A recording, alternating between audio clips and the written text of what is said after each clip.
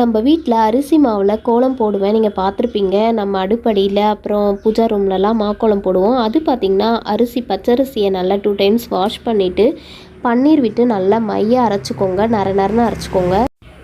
கொஞ்சம் நர நரன்னு அரைச்சிக்கும் போது கோலம் போடும்போது அழகாக இருக்கும் பார்க்குறதுக்கு. உங்களுக்கு வேணும்னா நீங்கள் இது கூட மஞ்சத்தூள் ஆட் பண்ணிக்கலாம். இல்லைனா வெள்ளை கலர் மாவு மட்டும் அரைச்சி இதை வந்து நம்ம வெயிலில் 1 நாள் இல்லை 2 டேஸ் காய வச்சா போதும்.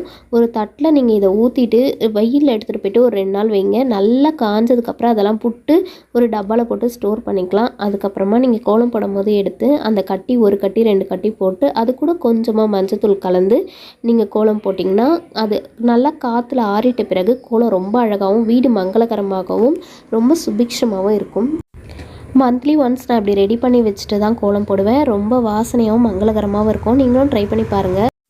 பிடிச்சிருந்தால் மறக்காமல் ஒரு லைக் கொடுத்துருங்க ஃப்ரெண்ட்ஸ்.